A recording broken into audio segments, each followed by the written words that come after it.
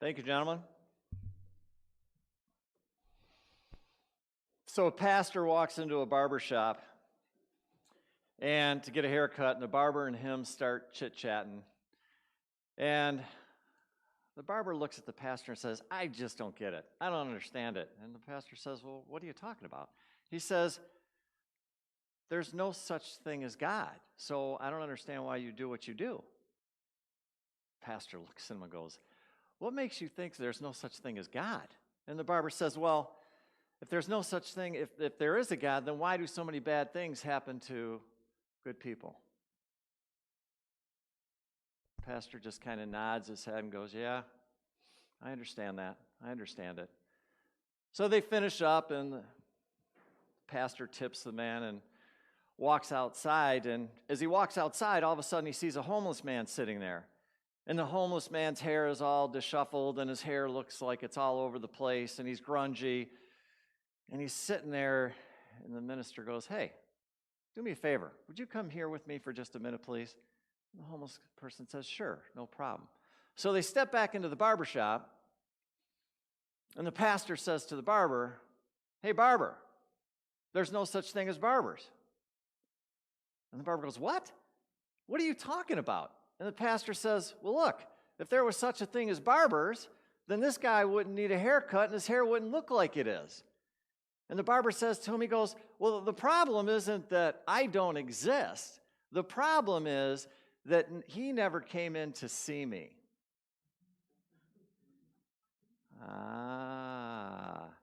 And it was at that point in time that the barber realized why the pastor brought the homeless man back in to see him.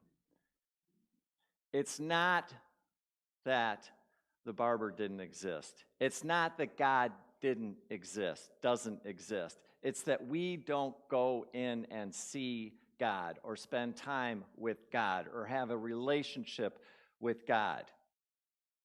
That's what the issue is. It's never God, ever. And that's the name of our talk today. So you could even basically interpret that metaphysically and think about this.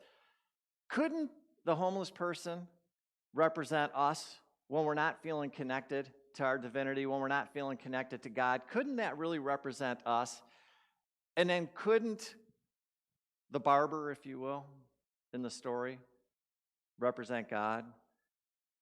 Couldn't that be interpreted that way in some ways if you think about it? Because we all go through and have those phases in life, don't we? Where we don't necessarily feel that strong or that connection. I don't know about anybody in here, but I occasionally feel that way, right? Am I the only one? Right? So today's talk is called "God is Not Hiding," because my experience has been it's never, ever, ever because of God. Because God's always here. She is always here. He is always here. It is always here. Whatever you want to call it. Right? So I started to think about this relationship with you, will of God, and what it looks like, and what it looks like for me and all the people that I read about and the conversations that I have with some of you folks in terms of the relationship.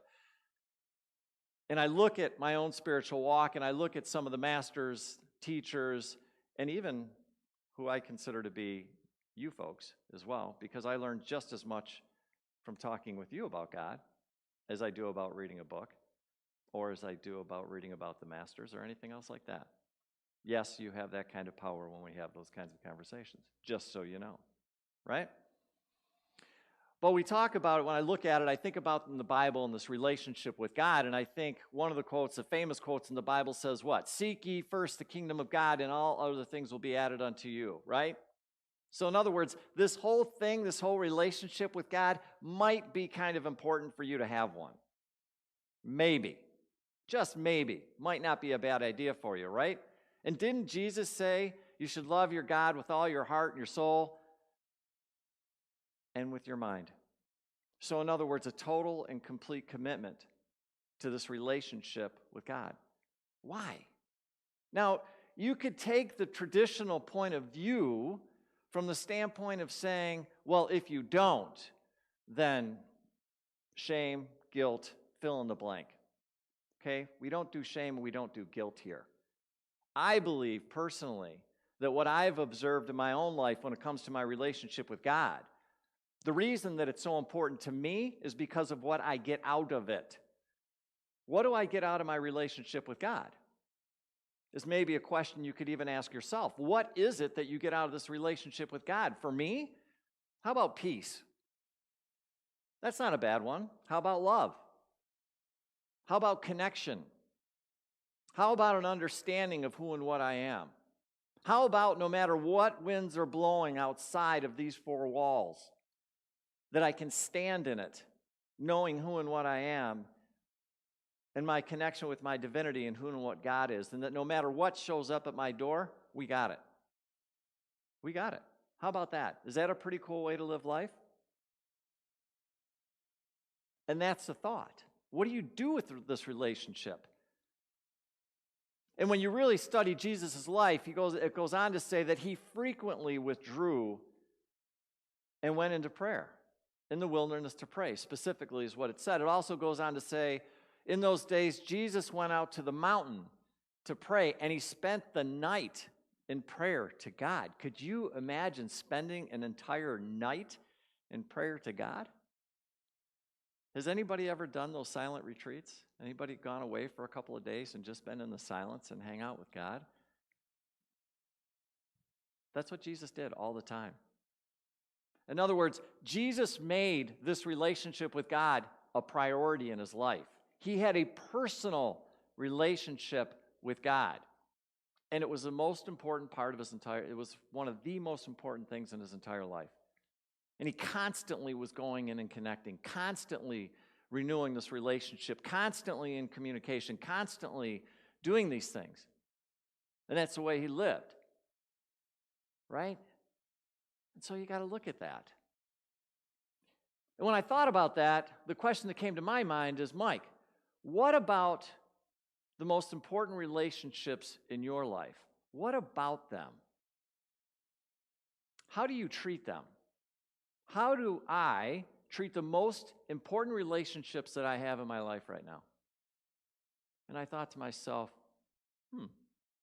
And then I asked myself the question, well, does that relationship look like the relationship that I have with God? I don't know. Does it? And for some, the answer may be yes. Maybe it is for you. Maybe the relationship you have with your partner, your spouse, friends, whoever, maybe the answer is yes. Yeah, I could see where it's similar. But I also could see where there may be some differences, especially for those of you that said, no way is my relationship with God the same way it is for the relationship I have with my partner, my spouse, whoever, right? What I've observed is when it comes down to relationships, in order for them to be powerful, and I'm talking powerful relationships now, two things that have to be there: time, communication. If those two things don't exist, if you're not spending time or you're not communicating with somebody else or something else, the relationship generally doesn't last. Has been my own experience. How about you? Generally speaking? Generally. So then the question comes into mind, well, Mike, are you spending the time with God? Do you? And I had to look at that and ask it honestly. Again, using a relationship that I have with somebody that I really care about, the most important relationship in my life, does it match it? In other words, am I committing myself to spending time with God? And then I said, sometimes. Actually, a lot of times. I do, because I like that a lot. And then I had to ask myself, well, are you communicating with God? And remember, communication doesn't just mean talking to God. It also means what? Listening to God. So am I communicating with God? Am I talking to God? And am I listening to God? Do I do that on a regular basis? Am I making this a cornerstone of my life? The same way Jesus did. Right? And as I started to think about it, I thought to myself, what is it that I feel when my relationship with God is feeling good? How does that feel? How does it feel to you? I'm just curious. Anybody got any answers? How does it feel to you when your relationship with God is feeling good? What do you feel? Calm? Like it? At ease? Awe? Very cool. Yeah. Isn't it interesting? These really expansive feelings that we have when our relationship with God is going really, really good, right? Warm, loving, connection, flowing are the words that came to mind for me. And then I have to ask myself, the next question is, what does it feel like when you're not feeling so close to God? What does that feel like? What? Empty? Isolated? Anxiety? Anger? Guilt? Yeah. Yeah, so I would say very restrictive, I almost feel like I'm getting smaller, right? I'm almost feeling like this when my relationship with God isn't going so good. You know, it just feels very closed down. I don't feel expansive. I don't feel open. I feel very trapped. The other thing I say about that is when that's starting to happen with me, I feel like my choices in life become very restricted. And whatever those few choices are, I usually don't like.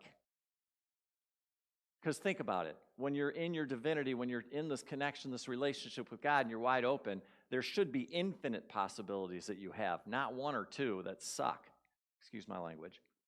Right? Right? So I notice that when I get busy and I get away from my spiritual practices, my life feels way different.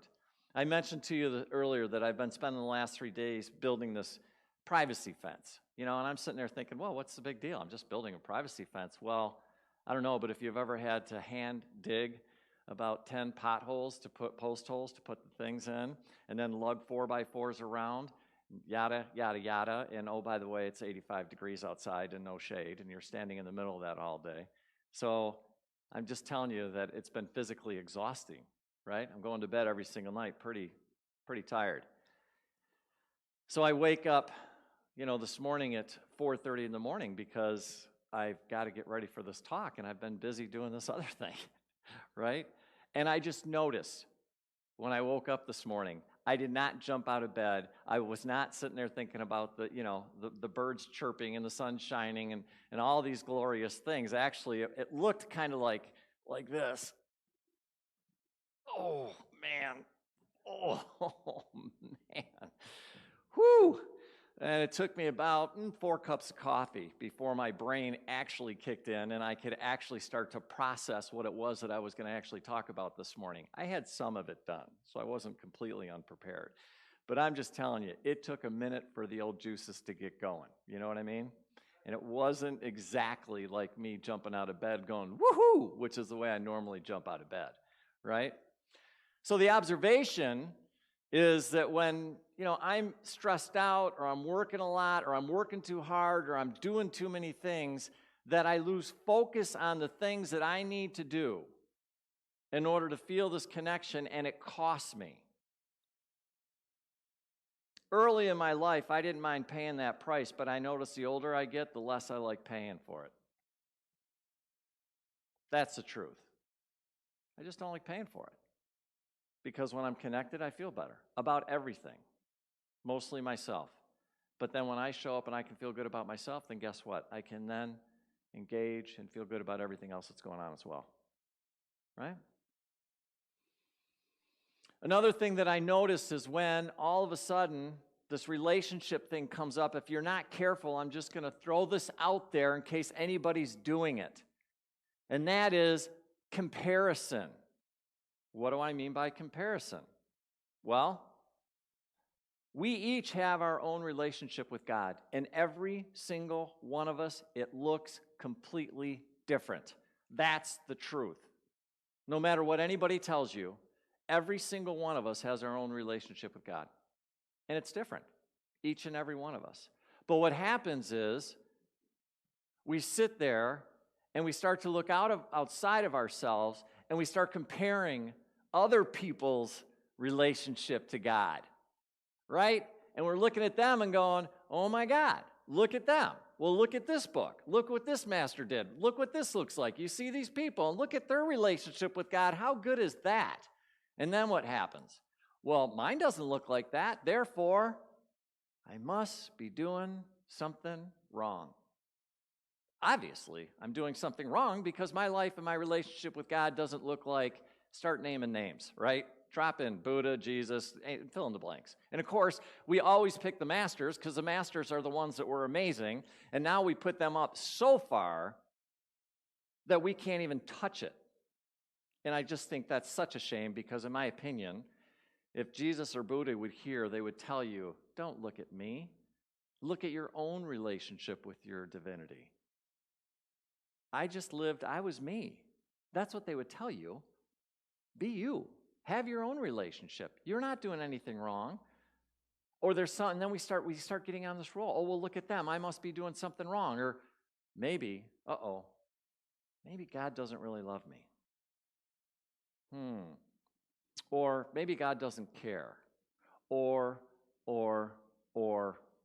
And we start adding on to all the things that are wrong because there must be something wrong. Because after all, I don't look like anybody else when it comes to this thing. And I'm not doing all these other things that they say you need to be doing. And therefore. And then all of a sudden we get caught in this spiral. Has anyone ever been there?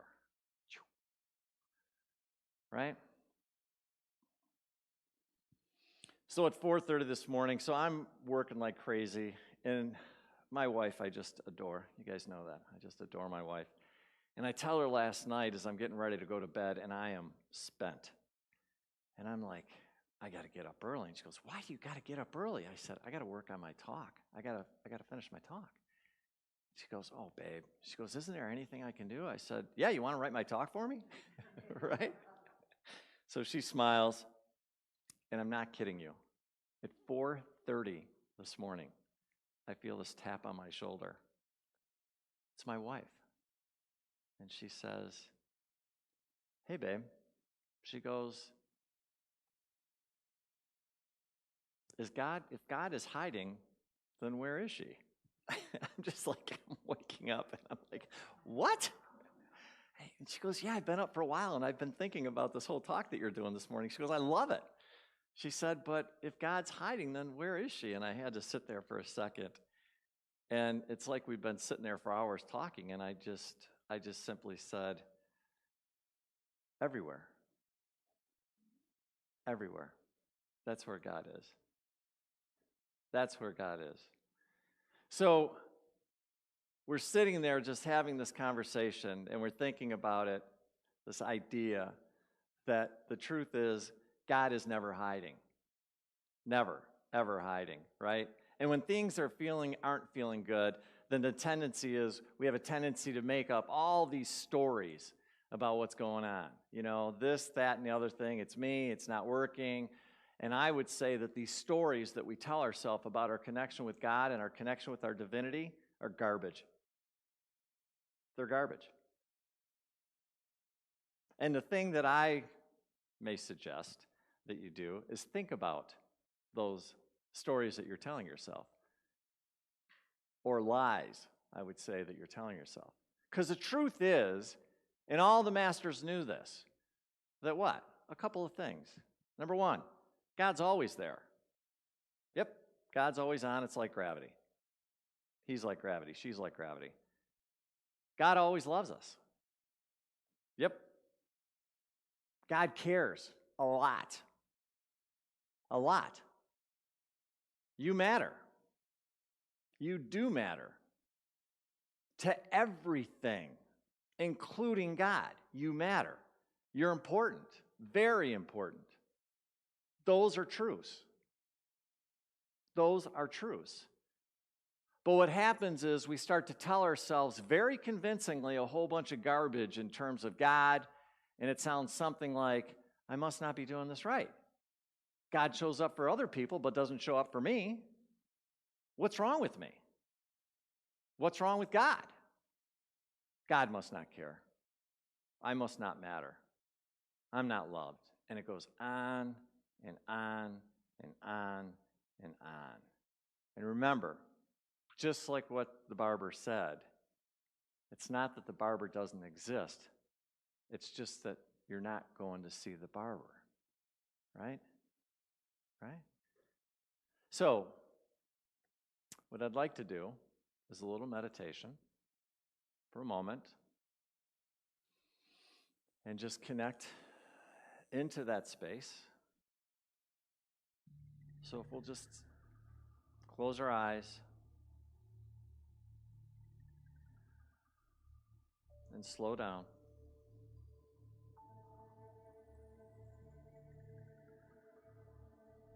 Maybe put your hands on your heart and just connect with yourself. Just slow everything down.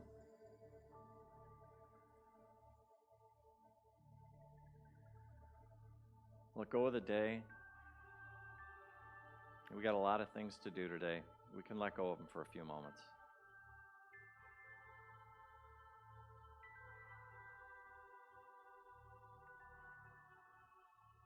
Connect with yourself.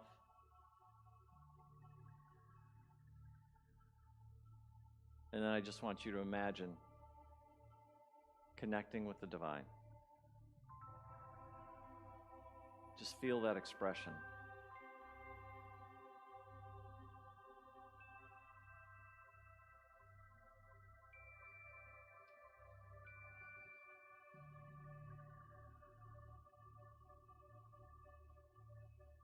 And I want you to imagine having a conversation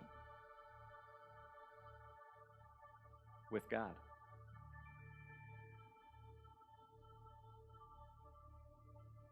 And the conversation is going to be about your relationship.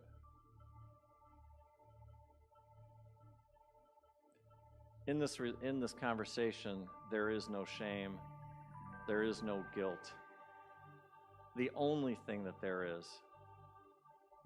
is unconditional love for you and unconditional love going back to God.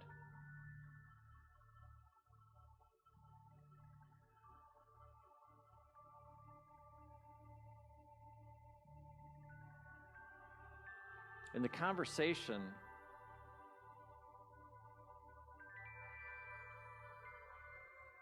can be made of whatever it is that you want to make it. Maybe it's just saying hi for the first time in a few months or a few weeks or a few years.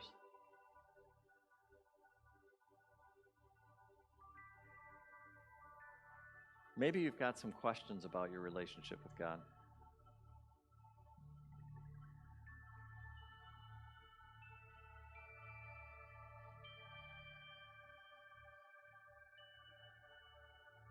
Trust yourself.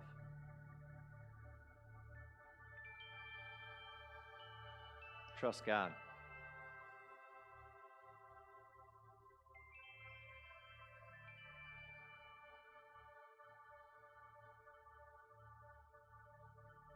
Maybe you'd like to have a deeper relationship with God.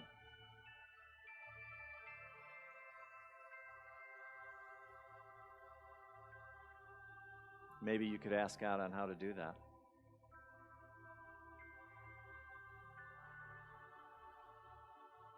So God, I was just wondering, how can I have a different and deeper relationship with you? How could I understand you more?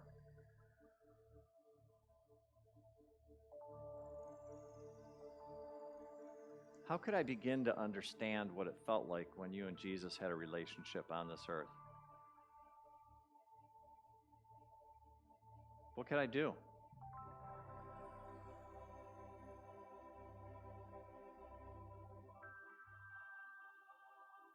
Show me how to open myself up even more to you.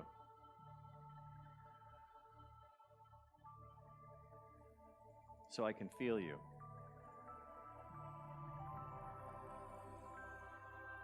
So that I can know you.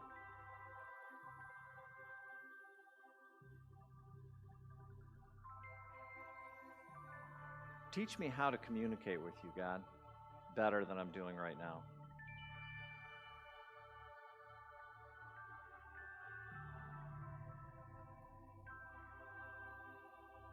Teach me how to listen, God.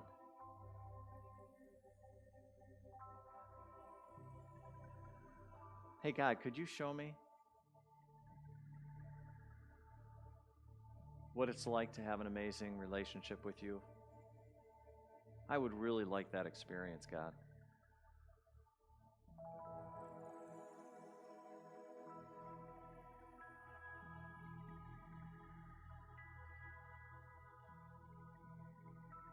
And just take a few moments to have a conversation, whatever that means for you.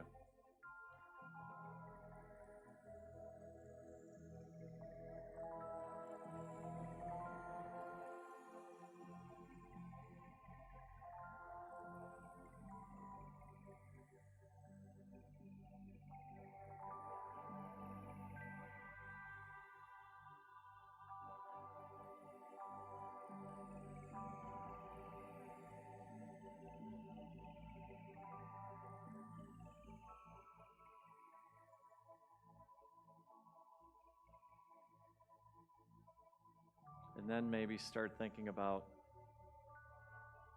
finishing up your conversation, whatever that sounds like to you, whatever it looks like to you. I just invite you to slowly start to come back to the room. Wiggle your toes, wiggle your fingers, and when you're ready to open your eyes, you can come back.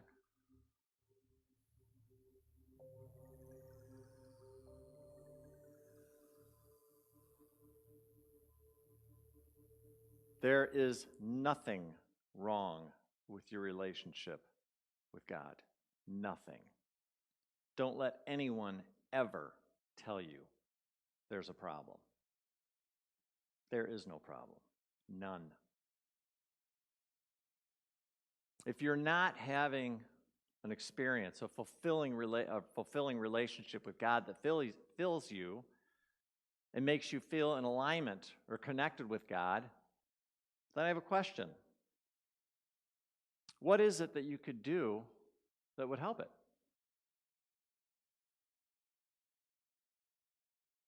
I have a few thoughts about that. A few tricks up my sleeve, if you will, right? For those of you that listened to the talk last week, what did we talk about? Praise. Use praise in your relationship with God, because praise is a great amplifier.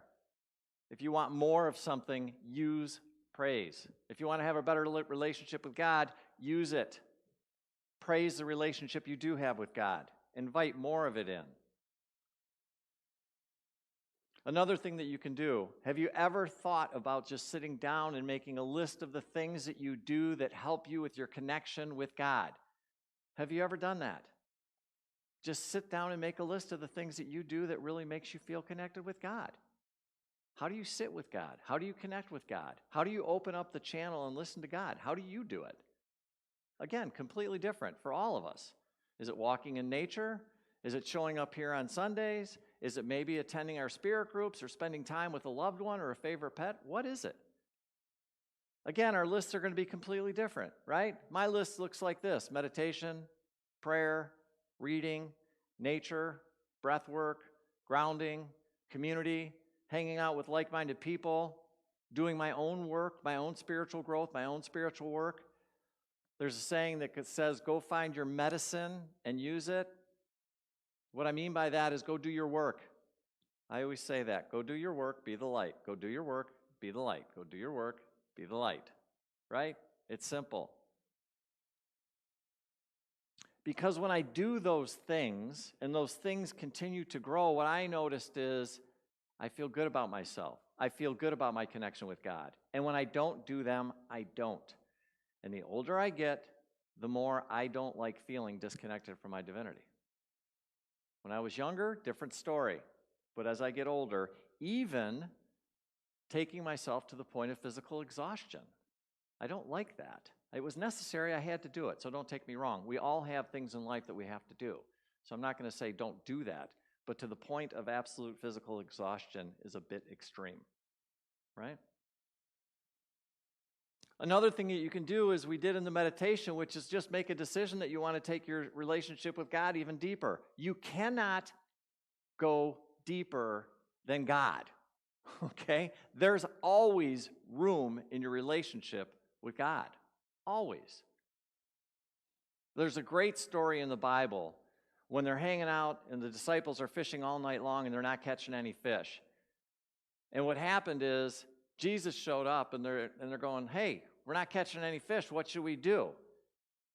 And in Luke, Jesus says, put out into the deep and let your nets for a catch. Go deeper is what Jesus was saying. Go deeper. Take your relationship with God deeper. It's always available to you. And what happened? They got a whole ton of fish. In fact, they got so many fish it almost sank the boat. Right? That's what happened. So, just like making a list of things that help you and support you, have you ever thought about making a list of the things that don't make you feel good about your relationship with God? That can be just as equally helpful. It can be, right? So for me, that list looks like, well, how about physical exhaustion might be one of them? How about being stressed out, or trying to do too many things at one time? How about not slowing down? Right? How about forgetting to focus on a few important things and trying to do too many things?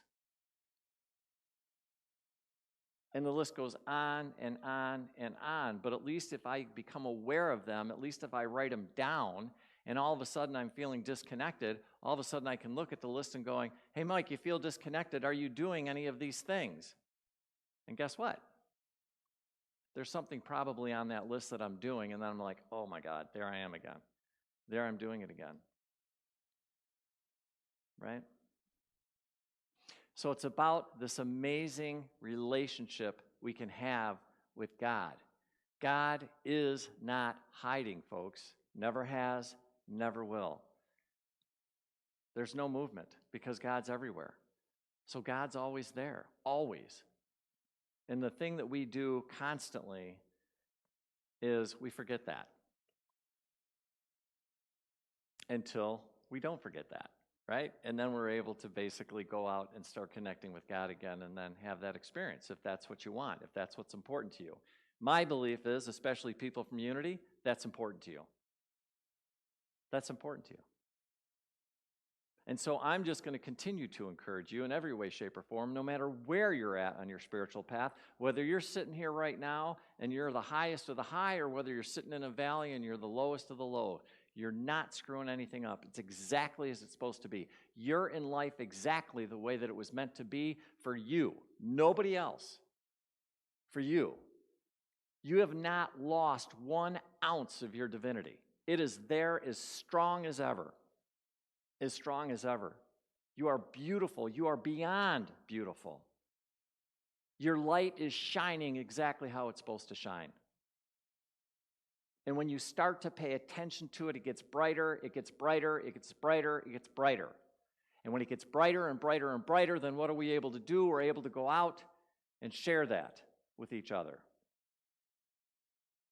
And what that looks like is completely and uniquely you. Whether you're playing music, whether you're playing golf, whether you just love to hang out and do Course in Miracles, whatever. It doesn't matter. We all have our own unique expression. This happens to be one of mine, and I'm incredibly grateful for it. But that doesn't mean it has to be everybody's, nor is it everybody's. But it doesn't mean it's less important. It doesn't mean you're less important. You are incredibly important to this entire thing we got going on right now, regardless of what it looks like. So just remember how awesome you are. Seriously, I always say this. It's not easy being down here right now. I know a lot of you are suffering. You guys got physical stuff you're going through. You got emotional stuff you're going through. You got friends and family that are going through stuff. And it can be kind of a bummer at times, right? That's the truth. Hang in there. Hang in there. You got this. Come here. Talk to us if you need somebody to talk to. If you need a hug. Yes, I'm hugging people again. Thank God. Right? come here. That's what we do here. You guys are all amazing. I love standing up here because I get to see your faces. And I really just want you to know how much I love you. And I care for each and every one of you. Thank you for who and what you are. You guys are doing an amazing job. Thank you. Thank you. Thank you. Have a great day. God bless.